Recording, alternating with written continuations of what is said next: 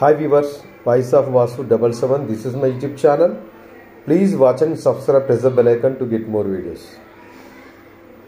రీసెంట్గా ఆంధ్రప్రదేశ్లో హైకోర్టు తీర్పిచ్చింది కదా, దేవస్థానాల దగ్గర ఉన్నటువంటి యొక్క అన్యమతస్తుల యొక్క దుకాణ సముదాయాలు యథావిధిగా యథాస్థానంలో ఉండాలని చెప్పేసి తీర్పిచ్చినటువంటి కొద్ది రోజుల లోపలనే శ్రీశైలం లోపల శివస్వామి పైన దాడి విషయం న్యూస్ లోపల ఇప్పటికే వైరల్ అయింది.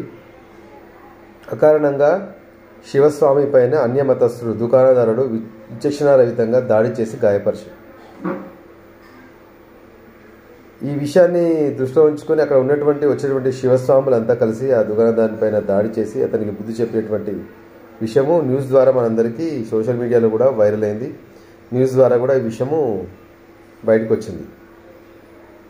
హిందూ దేవాలయాల దగ్గర అన్యమతస్తుల యొక్క దుకాణ సముదాయాల పైన కోర్టు తీర్పు ఇచ్చినప్పుడే, అంటే యథాస్థానంలో ఉండాలి అని చెప్పినప్పుడే ఈ సెక్యులర్ వాదుల యొక్క కళ్ళు చల్లబడ్డాయి కదా.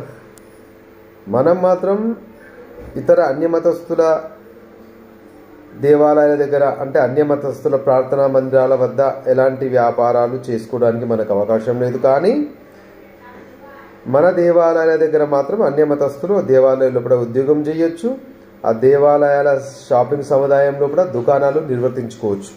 అంటే పువ్వులు, పూజా సామాగ్రి, పూజా ద్రవ్యాలు ఇవన్నీ అమ్ముకోవచ్చు. ఇది ఎక్కడి న్యాయం అండి? అతను మన మతానికి ఎలాంటి విలువ ఇవ్వడు. అలాంటిది అతనికి అక్కడ ఎలాంటి స్థానాన్ని, ఇప్పుడు టెండర్ల ప్రక్రియ జరిగినప్పుడే ఆ విషయాన్ని గుర్తించవచ్చు కదా. దేవస్థానం లోపల వ్యాపార సముదాయాలకు టెండర్ల ప్రక్రియ జరిగినప్పుడే ఎవరు టెండర్ వేస్తారో తెలిసిపోతుంది కదా. అలాంటప్పుడు అన్యమతస్తులకు టెండర్లు పాల్గొనేటువంటి అవకాశాన్ని ఎవరిస్తున్నారు? పరోక్షంగా ప్రభుత్వమే కదా కల్పిస్తుంది. దేవాదాయ శాఖ, ధర్మాదాయ శాఖ వాళ్ళే కదా, అంటే పరోక్షంగా ప్రభుత్వమే కదా. మన వేలుతోని మన కళ్ళనే పొడిపిస్తున్నారు. అక్కడ ఉన్నటువంటి శివస్వామి పైన దాడి జరగడం ఎంతవరకు సమంజసము? అదే అన్యమతస్తుని యొక్క ప్రార్థనా మందిరం వద్ద అన్యమతస్తులు కూడా వారిపైన దాడి చేస్తే ఊరుకుంటారు? ఈ పాటికి సోకాల్డ్ సెక్యులర్ వాదులు రోడ్లపైన వచ్చి ధర్నాలు చేసేవాళ్ళు. మరి ఈ విషయాన్ని ఎవరు పట్టించుకోరు. అసలు ఎటుపోతుందో మన హైందవ సమాజము దీన్ని అర్థం కావటం లేదు అసలుకి. ఎన్నిసార్లు శ్రీశైలం మందిరం దగ్గర, టెంపుల్ దగ్గర ముందల ఇతర మతస్థులకు, దుకాణదారులకు వ్యాపారం చేసుకోవడానికి ఎందుకు అవసరమా? సరే, మత సామరస్యం ఉంది చేసుకుంటాం అంటే ఇలాంటి దాడులు.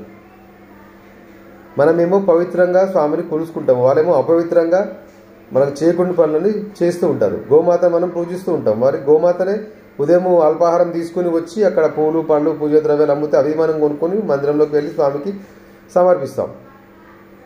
ఇక్కడ వ్యవస్థలో కూడా లోపం కనిపిస్తుంది. ఇక్కడ దేవాదాయ ధర్మశాఖ వాళ్ళు స్ట్రిక్ట్గా నిర్ణయాలు తీసుకుని అన్యమతస్తులను వ్యాపార సముదాయం లోపల దుకాణాలు రాకుండా, టెండర్ల ప్రక్రియ లోపల వాళ్ళు పాల్గొనకుండా గట్టిగా చట్టం చేయాలి.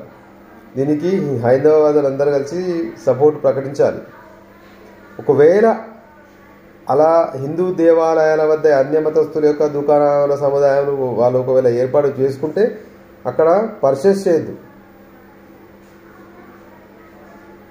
విషయాన్ని గమనించగలరు. చాలా సీరియస్ విషయం ఇది. ఇట్లాంటి దాడులు ఎన్నో జరుగుతూ ఉన్నాయి, కానీ హైందవ సమాజం పట్టించుకునేటువంటి స్థితిలో లేదు ఇప్పుడు.